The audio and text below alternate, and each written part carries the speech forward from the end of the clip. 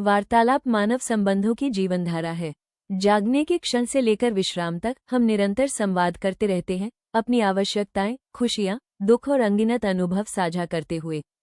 वार्तालाप जहां एक स्वाभाविक प्रक्रिया है, वहीं आज की दुनिया में यह एक सशक्त तकनीक भी बन चुकी है। प्रगति की सीढ़ियां चढ़ने का साधन, प्रभावित करने का माध्यम, नए रिश्ते बनाने का अवसर और पुराने संबंधों को पोषित करने का मार्ग। इसीलिए ये संक्षिप्त प्रशिक्षण श्रेष्ठ वार्तालापकर्ता बनना, जिसे राजीव और जगवंत ने तैयार किया है, आपको मार्गदर्शन देने के लिए प्रस्तुत है। ये कार्यक्रम किसी कृत्रिम चाल या रटे हुए वाक्यों पर आधारित नहीं है। इसका उद्देश्य है संवाद के स्वाभाविक प्रवाह को पुनः खोजते हुए ऐसी तकनीकें सीखना जो आपको अधिक प्रभावी, सहानुभूतिपूर्ण और असरदार बनाएं। चाहे आप एक गृहिणी हो जो परिवार की गतिशीलता संभाल रही हैं, एक विद्यार्थी हो जो साक्षात्कार की तैयारी कर रहे हैं, या एक विक्रेता हो जो ग्राहकों के साथ विश्वास बना रहे हैं, वार्तालाप ही आपका पुल है। और हर कौशल की तरह इसे भी अभ्यास की आवश्यकता होती है। इस प्रशिक्षण के माध्यम से आप सीखेंगे कि सक्रिय रूप से सुनना, सोच समझकर उत्तर देना और सच्चाई से जुड़ना कैसे संभव है। याद रखिए, वार्तालाप में निपुणता का अर्थ अधिक बोलना नहीं है, बल्कि बेहतर जुड़ना है। और जब आप बेहतर जुड़ते हैं, तो आप केवल संवाद नहीं करते, बल्कि रिश्ते, अवसर और स्थायी छापे निर्मित करते हैं। तो आइए, इस यात्रा की शुरुआत करें और सार्थक वार्तालाप की कला को खोलें। सभी का स्वागत है इस संक्षिप्त प्रशिक्षण कार्यक्रम में, जिसे राजीव और जगवंत ने तैयार किया है। आज हम वार्तालाप की कला की एक छोटी लेकिन सार्थक यात्रा पर निकलने वाले हैं। सबसे पहले आइए अपनी कार्यसूची तय करें। इस सत्र में हम संक्षेप में 4 मुख्य बिंदुओं पर चर्चा करेंगे। वार्तालाप वास्तव में क्या है? वे विभिन्न प्रकार के वार्तालाप जिनमें हम प्रतिदिन संलग्न रहते हैं। वे गुण जो एक श्रेष्ठ वार्तालापकर्ता को परिभाषित करते हैं। और अंत में, वे तकनीकें जो हमें स्वाभाविक और प्रभावी ढंग से वार्तालाप में निपुण बनाती हैं। हम आपसे निवेदन करते हैं कि पूरे सत्र के दौरान खुले मन से जुड़ें और अपने प्रश्न अंत तक सुरक्षित रखें। ध्यान रखें, यह एक संक्षिप्त प्रशिक्षण है, इसलिए हर पहलू को विस्तार से नहीं लिया जा सकेगा। जो प्रतिभागी गहराई में जाना चाहते हैं, उनके लिए हमारे पास पूर्ण दिवसीय ऑनलाइन और ऑफलाइन कार्यक्रम भी हैं, जहां हम व्यावहारिक गतिविधियों और कार्यशालाओं के माध्यम से आपको खुलने, अभ्यास करने और अपनी संप्रेषण क्षमता को वास्तव में निखारने में मदद करते हैं। तो इस कार्यसूची के साथ अब हम अपनी यात्रा आरंभ करते हैं। और हमारा पहला विषय है वार्तालाप के बारे में। नमस्कार सभी को और स्वागत है श्रेष्ठ वार्तालापकर्ता बनना के प्रथम भाग में। इस खंड में हम वार्तालाप की नींव को समझेंगे, वार्तालाप का परिचय। हम मिलकर देखेंगे कि वार्तालाप वास्तव में क्या है, इसे कैसे परिभाषित किया जाता है, और यह मानव जीवन का इतना आवश्यक हिस्सा क्यों है। हम इसके उद्देश्य को भी जानेंगे, चाहे वो विचार साझा करना हो, भावनाएं व्यक्त करना हो, या सार्थक संबंध बनाना हो। अंत में हम प्रभावी वार्तालाप के प्रमुख गुणों पर प्रकाश डालेंगे, वे विशेषताएं जो संवाद को असरदार, प्रामाणिक और यादगार बनाती हैं। तो बिना किसी विलंब के आइए सीधे अपने पहले विषय पर प्रवेश करें, वार्तालाप की परिभाषा। वार्तालाप के बारे में प्रथम विषय, वार्तालाप की परिभाषा में आपका स्वागत है। वार्तालाप मूल रूप से एक परस्पर संवाद है, विचारों, सोच और भावनाओं का व्यक्तियों के बीच दो तरफा आदान प्रदान, जो मौखिक और अमौखिक दोनों रूपों में व्यक्त होता है। यह एक सामाजिक जुड़ाव का साधन भी है। वार्तालाप के माध्यम से हम समझ विकसित करते हैं, संबंधों को प्रोत्साहित करते हैं और उन बंधनों को मजबूत करते हैं जो हमें मानव बनाते हैं। और एकालाप के विपरीत, वार्तालाप की संरचना गतिशील होती है। ये प्रवाहमय, सहयोगात्मक और निरंतर बदलती रहती है, जिसमें हमें सुनना, उत्तर देना और साझा इनपुट के अनुसार स्वयं को ढालना पड़ता है। इसलिए जैसे ही हम आरंभ करते हैं, ध्यान रखें कि वार्तालाप केवल बोलने के बारे में नहीं है, ये जुड़ने, सुनने और मिलकर अर्थ रचने की प्रक्रिया है। अब हम वार्तालाप के बारे में के दूसरे विषय पर आते हैं, वार्तालाप का उद्देश्य। अपने मूल में वार्तालाप संबंध निर्माण के बारे में है। ये सामाजिक बंधनों को बनाता और बनाए रखता है, व्यक्तियों या समूहों के बीच विश्वास और सहानुभूति को गहराई देता है। वार्तालाप विचारों के आदान प्रदान का माध्यम भी है, ज्ञान, दृष्टिकोण और रचनात्मकता साझा करने का ऐसा तरीका जो हमें साथ साथ आगे बढ़ने में मदद करता है। और उतना ही महत्वपूर्ण है कि वार्तालाप भावनात्मक समर्थन प्रदान करता है। खुले संवादों के माध्यम से हम अपनी भावनाएं व्यक्त कर सकते हैं, सलाह ले सकते हैं और स्वीकार्यता महसूस कर सकते हैं। यह न केवल हमारे कल्याण को मजबूत करता है, बल्कि हमें ये भी याद दिलाता है कि संघर्षों में हम कभी अकेले नहीं हैं। इस प्रकार वार्तालाप का उद्देश्य शब्दों से कहीं आगे जाता है। ये जुड़ाव, विकास और भावनात्मक उपचार की प्रक्रिया है। अब हम वार्तालाप के बारे में के दूसरे विषय पर आते हैं, वार्तालाप का उद्देश्य। अपने मूल में वार्तालाप संबंध निर्माण के बारे में है। ये सामाजिक बंधनों को बनाता और बनाए रखता है, व्यक्तियों या समूहों के बीच विश्वास और सहानुभूति को गहराई देता है। वार्तालाप विचारों के आदान प्रदान का माध्यम भी है, ज्ञान, दृष्टिकोण और रचनात्मकता साझा करने का ऐसा तरीका जो हमें साथ साथ आगे बढ़ने में मदद करता है। और उतना ही महत्वपूर्ण है कि वार्तालाप भावनात्मक समर्थन प्रदान करता है। खुले संवादों के माध्यम से हम अपनी भावनाएं व्यक्त कर सकते हैं, सलाह ले सकते हैं और स्वीकार्यता महसूस कर सकते हैं। यह न केवल हमारे कल्याण को मजबूत करता है, बल्कि हमें ये भी याद दिलाता है कि संघर्षों में हम कभी अकेले नहीं हैं। इस प्रकार वार्तालाप का उद्देश्य शब्दों से कहीं आगे जाता है। ये जुड़ाव, विकास और भावनात्मक उपचार की प्रक्रिया है। जैसा कि हमने देखा कि वार्तालाप वास्तव में क्या है, अब हम अपने एजेंडा में आगे बढ़ते हैं और वार्तालाप के प्रकारों का अन्वेषण करते हैं। अनेक रूपों में से हम 3 महत्वपूर्ण प्रकारों पर ध्यान केंद्रित करेंगे। सबसे पहले हम बात करेंगे अनौपचारिक वार्तालापों की, वे दैनिक संवाद जो हमें जुड़े रखते हैं। दूसरे, हम देखेंगे पेशेवर वार्तालापों को, संरचित संवाद जो कार्यस्थल पर स्पष्टता, सहयोग और विकास को आगे बढ़ाते हैं। और अंत में हम पहुंचेंगे गहन और सार्थक वार्तालापों तक, वे दुर्लभ किंतु शक्तिशाली संवाद जो विश्वास, सहानुभूति और स्थायी संबंधों का निर्माण करते हैं। आशा है कि आप अब तक इस यात्रा का आनंद ले रहे हैं और मैं आपको प्रोत्साहित करता हूं कि धैर्य बनाए रखें, क्योंकि यहां से यह और भी बेहतर होने वाला है। जैसा वादा किया था, अब वार्तालाप के प्रकार के अंतर्गत हम शुरुआत करते हैं अनौपचारिक वार्तालाप से। अनौपचारिक वार्तालाप वे रोजमर्रा के आदान प्रदान हैं जो हमें संबंध बनाने में मदद करते हैं। ये सहज बातचीत विश्वास और आत्मीयता स्थापित करती है और मजबूत रिश्तों की नींव रखती है।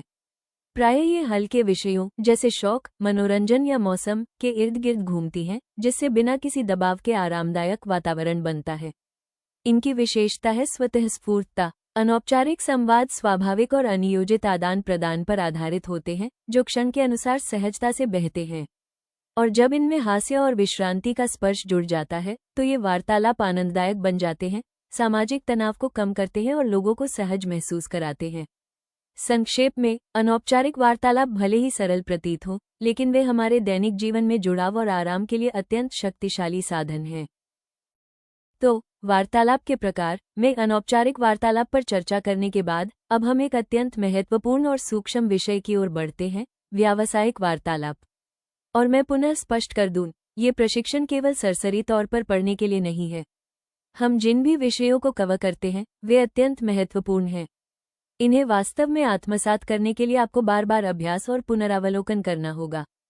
तो आइए शुरुआत करें। व्यावसायिक वार्तालाप की पहचान उनकी लक्ष्य उन्मुखता से होती है। ये चर्चाएं आकस्मिक नहीं होती, बल्कि ये विशिष्ट उद्देश्यों को प्राप्त करने पर केंद्रित होती हैं, जैसे समस्या समाधान, परियोजना सहयोग या निर्णय निर्माण। इनमें औपचारिक स्वर भी आवश्यक है। पेशेवराना व्यवहार बनाए रखना स्पष्टता सुनिश्चित करता है, सम्मान पैदा करता है और कार्यस्थल की बातचीत के लिए सही वातावरण तैयार करता है। एक अन्य प्रमुख तत्व है सक्रिय श्रवण।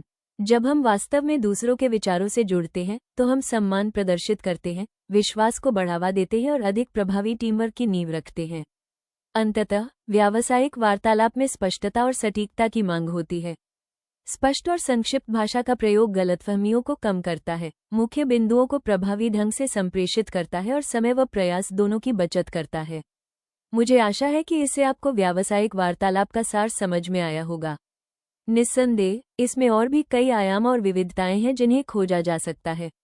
जो लोग गहराई में जाना चाहते हैं, उनके लिए राजीव और जगवंत सदैव उपलब्ध हैं, क्योंकि वे नियमित रूप से पूर्ण दिवसीय ऑनलाइन और ऑफलाइन प्रशिक्षण तथा व्यावहारिक कार्यशालाएं आयोजित करते हैं, जो आपकी संप्रेषण कौशल को और निखारने में मदद करती हैं। अंततः हम वार्तालाप के तीसरे प्रकार तक पहुंच गए हैं, गहन और सार्थक वार्तालाप। ये वे संवाद हैं जिनमें भावनात्मक गहराई होती है, जहां हम अपने व्यक्तिगत अनुभवों या विश्वासों पर चिंतन करते हैं, जिससे आत्मीयता और संवेदनशीलता का वातावरण बनता है।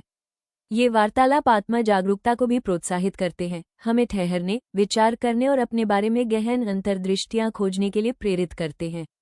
अपने मूल में इनमें सहानुभूति का आदान प्रदान शामिल होता है, दूसरों की भावनाओं को सक्रिय रूप से समझना और उनसे जुड़ना, जो आपसी सम्मान और विश्वास को गहरा करता है। और सबसे महत्वपूर्ण बात यह है कि ये विकास उन्मुख होते हैं। जब हम मूल्यों, सपनों और चुनौतियों पर चर्चा करते हैं तो यह व्यक्तिगत विकास को बढ़ावा देता है और ऐसे संबंधों को मजबूत करता है जो जीवन भर टिके रहते हैं। मुझे पता है कि इन विषयों में से कई आपको गंभीर या अपरिचित लग सकते हैं, इसलिए मैं आपको आमंत्रित करता हूं कि कुछ क्षण रुकें, उन पर विचार करें और स्वयं को तैयार करें, क्योंकि हमारे एजेंडा का अगला विषय आपको और भी अधिक प्रेरित करने वाला है, मास्टर वार्तालापकर्ताओं के गुण। अब हम इस संक्षिप्त प्रशिक्षण के अगले एजेंडा पर पहुंच गए हैं, मास्टर वार्तालापकर्ताओं के गुण।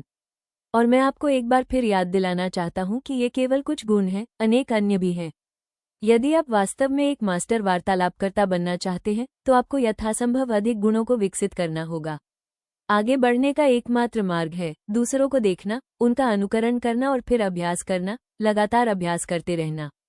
इस खंड में हम 3 प्रमुख गुणों पर ध्यान केंद्रित करेंगे। पहला है सक्रिय श्रवण, ये समझना कि इसका वास्तविक अर्थ क्या है।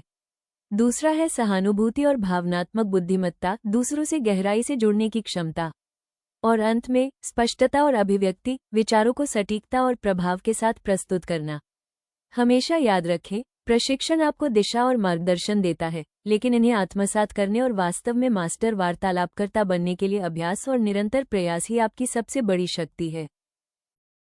तो आइए मास्टर वार्तालापकर्ता के पहले गुण से शुरुआत करें, एक्टिव लिसनिंग यानी सक्रिय श्रवण।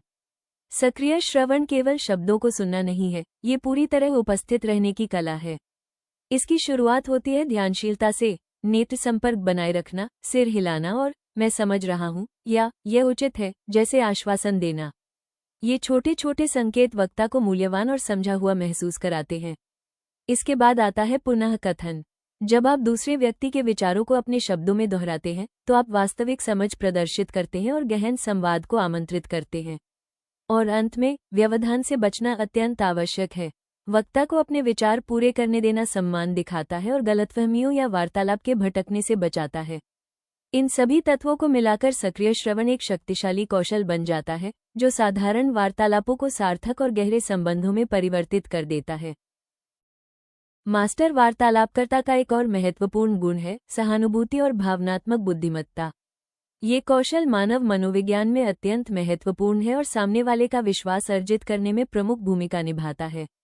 इसकी शुरुआत होती है दूसरे के दृष्टिकोण को समझने से, अपने आप को उनकी स्थिति में रखकर देखना। यह आपसी जुड़ाव को बढ़ाता है और उनके अनुभवों में वास्तविक रुचि दर्शाता है।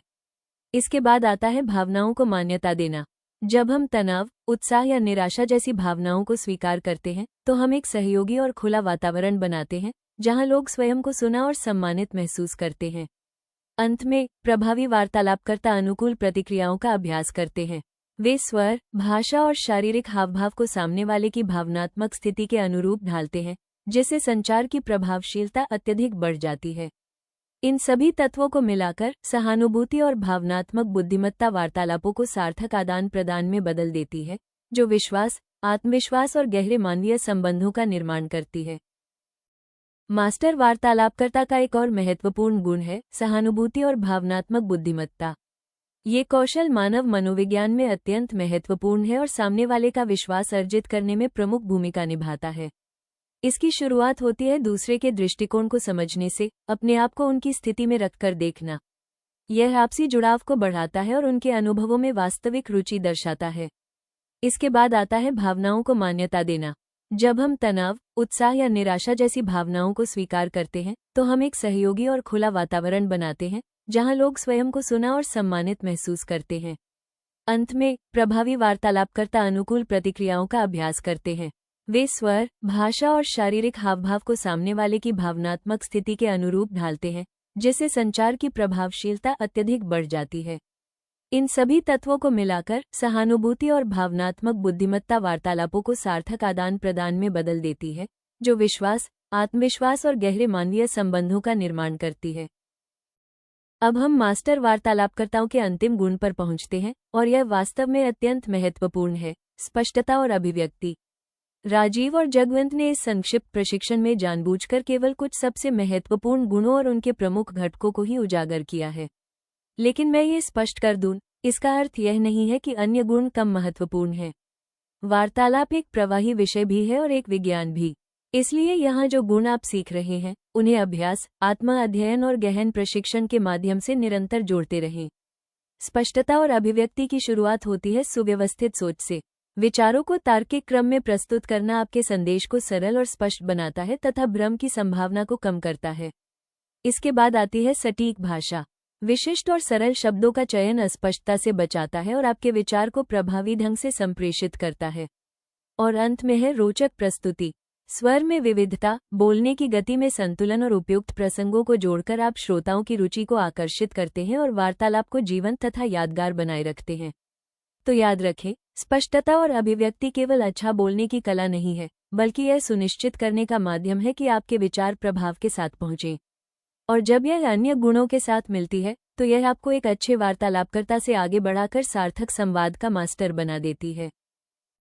अब हम इस संक्षिप्त प्रशिक्षण के अंतिम एजेंडा पर पहुंच चुके हैं, वार्तालाप में निपुणता प्राप्त करने की तकनीकें।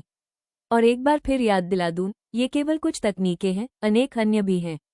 लेकिन यदि आप वास्तव में एक मास्टर वार्तालापकर्ता बनना चाहते हैं तो कोई शॉर्टकट नहीं है। आगे बढ़ने का एकमात्र मार्ग है अभ्यास और फिर निरंतर अभ्यास। इस खंड में हम 3 प्रमुख तकनीकों पर चर्चा करेंगे। पहली है भावनाओं और आंतरिक अवस्था की भूमिका, कैसे आपका भावनात्मक संतुलन संवाद की गुणवत्ता को प्रभावित करता है। दूसरी है चेहरे की स्थिति और नेत्र गतियां, क्योंकि अक्सर गैर मौखिक संकेत शब्दों से अधिक प्रभावी होते हैं। और अंत में वार्तालाप आरंभ करने की पूर्व आवश्यकताएं, वो मानसिकता और तैयारी जो बोलना शुरू करने से पहले आवश्यक होती है। तो आइए इन तकनीकों में गहराई से उतरें, ये ध्यान रखते हुए कि वार्तालाप एक कला भी है और एक विज्ञान भी। और हर कदम जिसे आप साधते हैं आपको एक सच्चे वार्तालापकर्ता बनने के और निकट ले जाता है।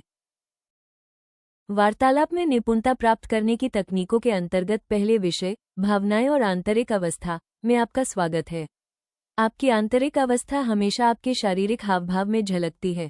कोई भी व्यक्ति वास्तव में यह नहीं छिपा सकता कि वो भीतर क्या महसूस कर रहा है, क्योंकि भावनाएं स्वाभाविक रूप से अभिव्यक्त होती हैं।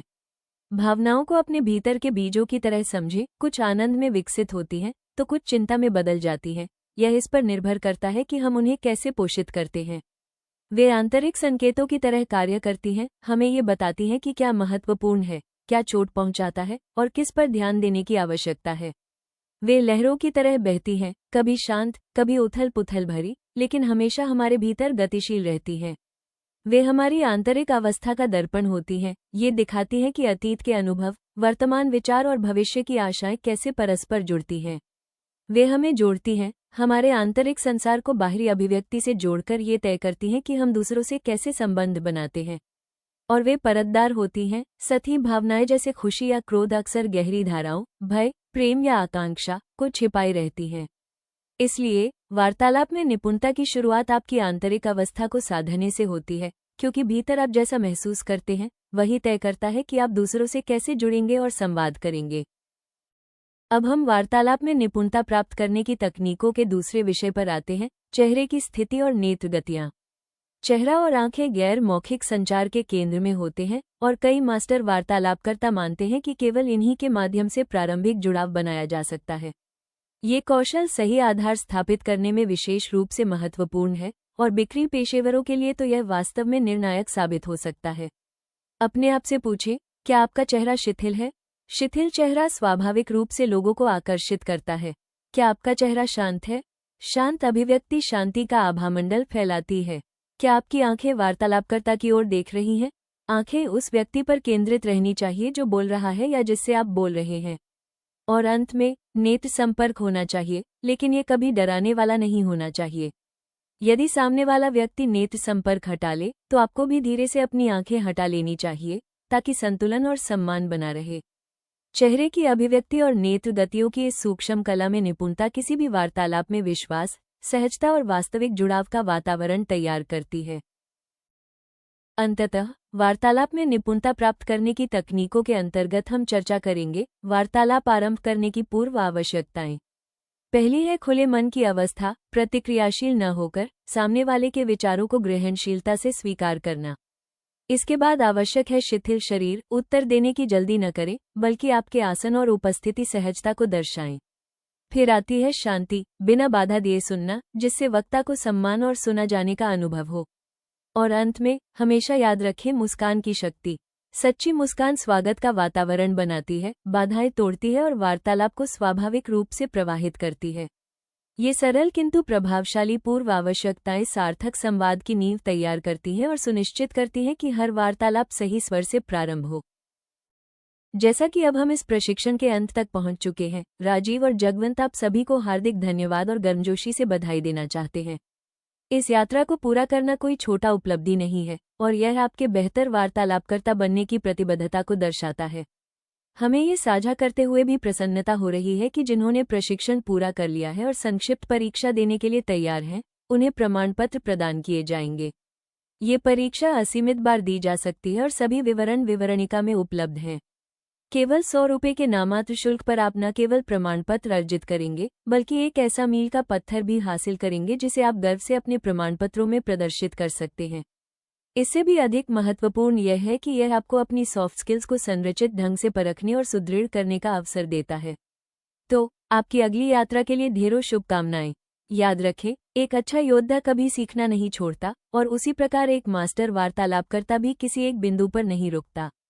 सीखना एक अनवरत प्रक्रिया है और आपको अभ्यास, आत्मचिंतन और आत्मविकास के माध्यम से अपनी वार्तालाप कौशल को निरंतर निखारते रहना चाहिए। इसी के साथ राजीव और जगवंत विदा लेते हैं। कृपया इस वीडियो को लाइक, सब्सक्राइब और कमेंट करना न भूलें और इसे उन लोगों के साथ साझा करें जो वार्तालाप में बेहतर बनने की आकांक्षा रखते हैं। आइए मिलकर एक ऐसी समुदाय का निर्माण करें जो विचारशील, सहानुभूतिपूर्ण और निपुण वार्तालापकर्ताओं से भरी हो।